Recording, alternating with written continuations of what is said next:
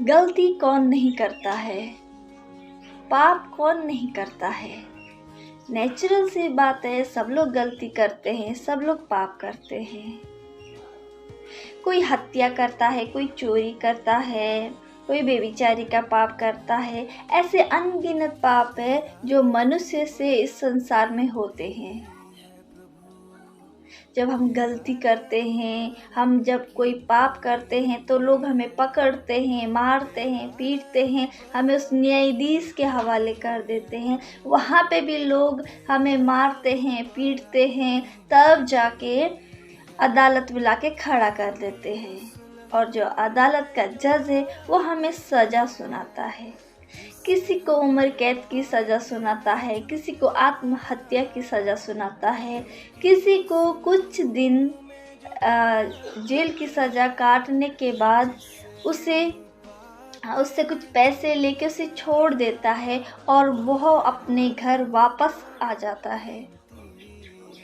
वो जेल में तो सज़ा काट चुका था, पर अब आने के बाद उसे अपने लोगों के बीच में भी सज़ा काटनी पड़ती है।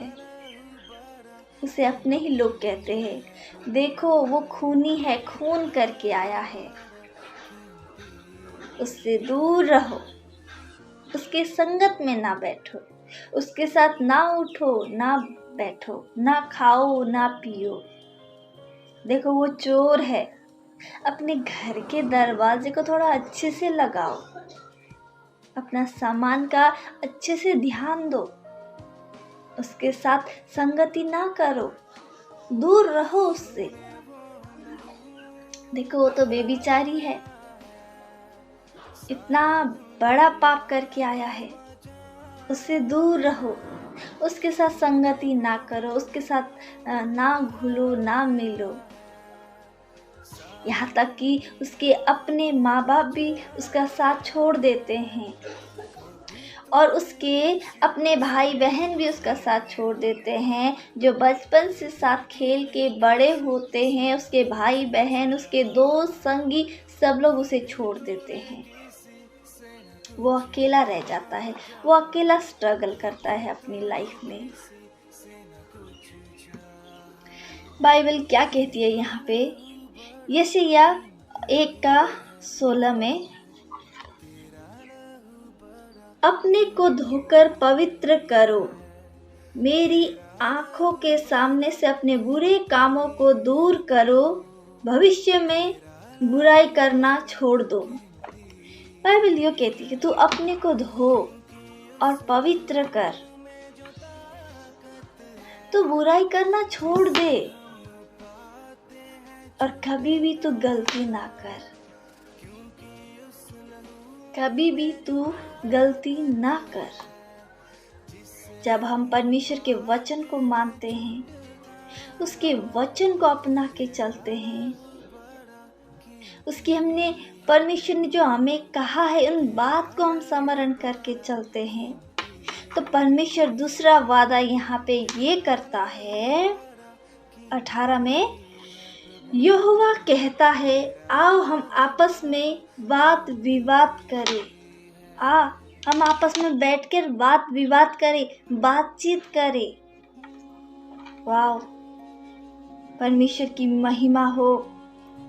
तुम्हारे पाप चाहे लाल रंग के हो तो भी वे हिम के समान उजाले हो जाएंगे, और चाहे अर्गवानी रंग के हो तो भी वे ऊन के समान सफेद हो जाएंगे। परमेश्वर कहता है कि आओ हम आपस में बैठ के बातचीत करें, आपस में बैठ के बात विवाद करें तुम्हारे पापों के विषय में। अगर तुम मेरी बात मानो, मेरी आज्ञा को मानो, मेरे वचन को मानो, तो मैं तुम्हारे लाल रंग के पाप को धोकर सफेद कर दूंगा, तुम्हारे हर एक अपराध को मैं माफ कर दूंगा। आओ हम मिलकर बात विवाद करें, बातचीत करें कि तुम मेरी मानोगे तो मैं तुम्हारे लाल रंग के उस पाप को और अर्गवनी रंग के उस पाप को मैं हीम के तरह, ऊन के तरह सफेद कर दूंगा।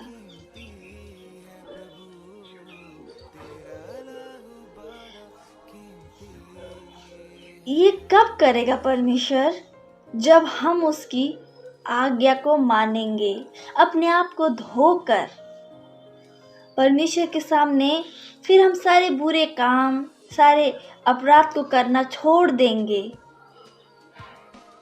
तब परमेश्वर हमारे हर एक पाप, हर एक अपराध को परमेश्वर हमें माफ कर देगा। 19 में इस प्रकार से लिखा है, यदि तुम आज्ञाकारी होकर मेरी मानो तो। वाह, कितने अच्छे तरीके से और साफ तरीके से लिखा है। यदि तुम आज्ञाकारी होकर मेरी बात मानो, अपने पाप को धो और मेरे सामने कभी तुम गलती ना करो, मेरे सामने कभी तुम पाप ना करो, तो आओ हम आपस में बातचीत करते हैं। तुम ये सब करोगे तो मैं तुम्हारे पाप, चाहे वो लाल रंग के हो, उसे धोकर मैं हिम के तरह सफेद कर दूंगा। आओ हम आपस में बात विवाद करें। सच में अगर आज हम परमेश्वर के वचन को मानते हैं, उसके वचन के अनुसार चलते, तो परमेश्वर हमारे हर एक पाप, हर एक अधर्म को माफ कर देगा। परमेश्वर कभी स्मरण भी नहीं करता है हमारे पापों को, कभी याद भी नहीं करता है, क्योंकि परमेश्वर ने धर्मी को नहीं पापी से प्रेम किया है। वो धर्मी के लिए नहीं पर पापी को जीवन देने के लिए इस पृथ्वी में आया है। हालेलुया। 19 में इस प्रकार लिखा है, 20 में, तो इस देश के उत्तम पदार्थ तुम खाओगे।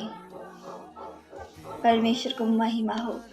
जब सच में हम परमेश्वर की सामने अपने जीवन को समर्पित करते हैं और अपने आप को उसके लहू से धोकर, भविष्य में हम कभी भी उस काम को नहीं दोहराते, उस पाप को नहीं दोहराते हैं, तो परमेश्वर हमारे पाप को क्षमा नहीं करता है, पर वो हमें इस पृथ्वी में जितने भी उत्तम पदार्थ है वो परमेश्वर हमें देता है, अगर हम उसकी माने तो।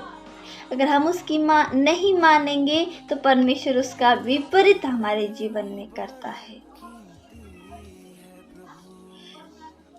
यहाँ पे लिखा है, तुम ना मानो और बलवा करो। अगर हम परमेश्वर की बात को नहीं मानते हैं, उसके वचन के विरुद्ध हम चलते हैं, तो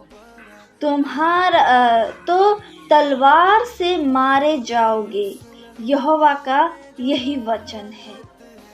हम गलती करके परमेश्वर के पास आकर फिर से हम वही गलती दोहराते हैं, तो परमेश्वर अपने ही तलवार से हमें मार डालता है। परमेश्वर का वचन खरा है और परमेश्वर का वचन सच्चा है। परमेश्वर का वचन उस दो धारी तलवार के समान है। यूहन्ना 1:1 में इस प्रकार से लिखा है,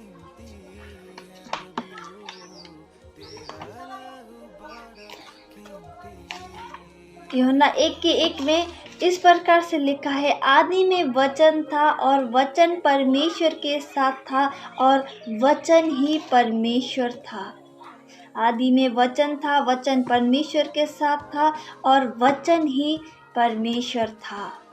आज हम परमेश्वर के वचन को मानते हैं, परमेश्वर के वचन के ऊपर विश्वास करते हैं, उसके वचन के अनुसार चलते हैं, तो परमेश्वर हमारे जीवन में काम करता है।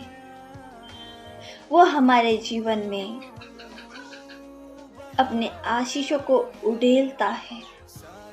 आमीन। परमेश्वर का धन्यवाद हो। इस वचन के लिए भी परमेश्वर का धन्यवाद हो।